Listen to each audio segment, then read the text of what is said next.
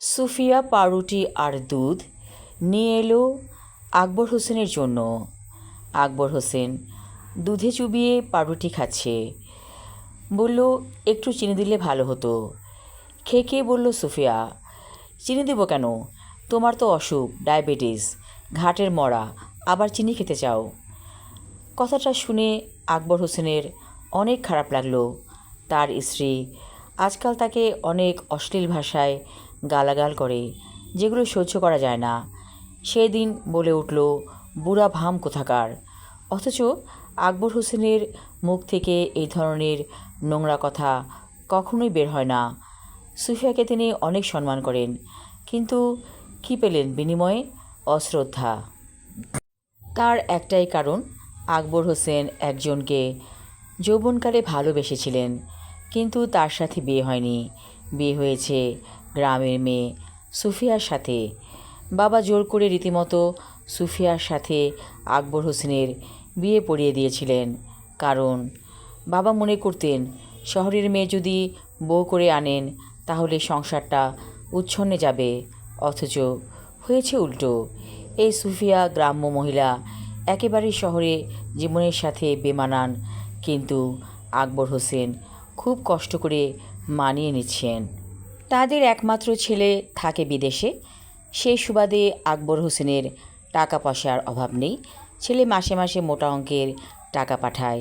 যদিও মাঝে মাঝে মাসে না পাঠায়, তবে 2-3 মাস পরে মোটা অঙ্কের টাকা দেয় অনেক, অর্থাৎ তাদের ছেলে।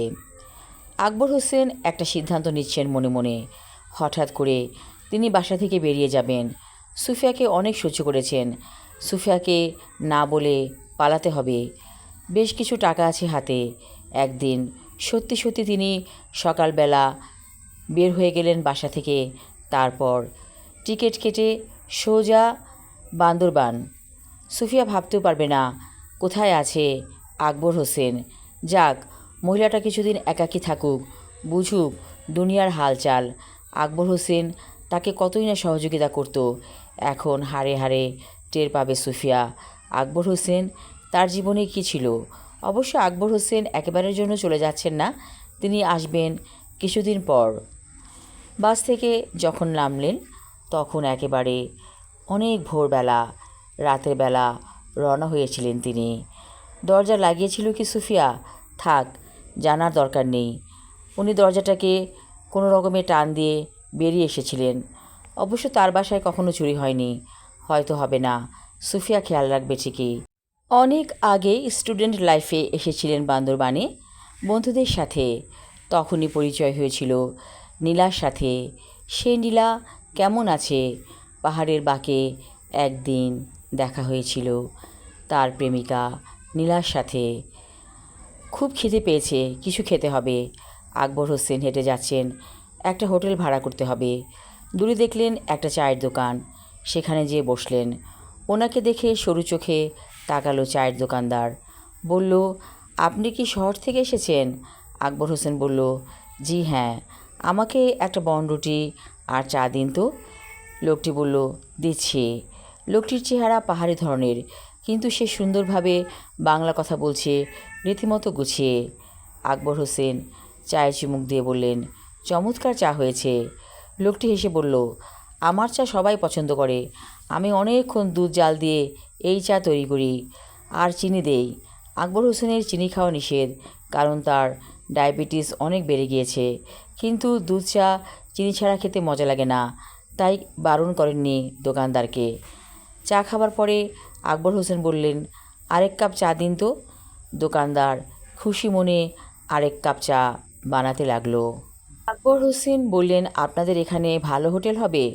লোকটি হেসে বলল, এ এলাকায় তেমন ভালো হোটেল নেই, কিন্তু আপনি ইচ্ছে করলে আমার বাসায় থাকতে পারেন।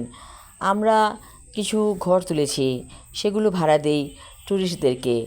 আকবর হোসেন বললেন, তাহলে তো ভালোই হয়। আমি তো একেবারে গ্রামীণ পরিবেশটাই চাচ্ছিলাম। লোকটি বলল, চলেন আমার সাথে। তারপর ছোট ছেলেটিকে সব কিছু বুঝিয়ে দিয়ে আকবর হোসেনকে নিয়ে চললেন লোকটি। রাস্তায় হাঁটতে হাঁটতে একটা অপূর্ব সুন্দর গন্ধ নাকে এসে লাগলো আকবর হোসেনের। তিনি বললেন, এই ফুলের নাম কি? সেই লোকটি বলল, কি জানি, নাম জানি না, এখানে অনেক রকম অচেনা ফুল থাকে, কোন ফুলের গন্ধ সেটা আমি কি করে বলবো। আকবর হোসেন বললেন, আমার মনে হচ্ছে এটা অন্যরকম ফুল, এমন গন্ধ কোনো দিন পাইনি আমি কোনো ফুলে, এ কোন অচেনা ফুল। লোকটি আর কিছু বলল না, কারণ এত রোমান্টিকতা বোঝার ক্ষমতাও তার নেই। আকবর হোসেন পিছু পিছু যেতে লাগলো লোকটির। তারপর একটা জায়গায় এসে থামলো সে। বলল, এই যে ছাপড়া ঘরগুলো, এগুলোই আমরা ভাড়া দেই। আকবর হোসেনের ভারী পছন্দ হলো ছাপড়া ঘরগুলোকে, বেড়ার ঘর। সেই লোকটির স্ত্রী এসে বলল, ভাড়াও কম, মাত্র 250 টাকা। আকবর হোসেন বললেন, 250 টাকা প্রতিদিন দিতে হবে? মহিলাটি হেসে বলল, না গো স্যার, প্রতিদিন না, আপনি যতদিন থাকবেন সেই ততদিনের ভাড়াই 250 টাকা। আকবর হোসেন বললেন, এত কম ভাড়া? মহিলাটি হেসে বলল, এটাই আমাদের জন্য যথেষ্ট।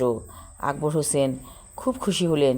তারপর রুমে প্রবেশ করে বললেন, আমি একটু রেস্ট নেব। কাপড় চেঞ্জ করে তিনি শুয়ে পড়লেন মাটির বিছানায় পাতা চৌকিতে। এই চৌকিতে অনেক অনেক বছর পর তিনি শুয়ে পড়লেন। ভালো লাগছে, অদ্ভুত ভালো লাগায় মনটাই ভরে গেল।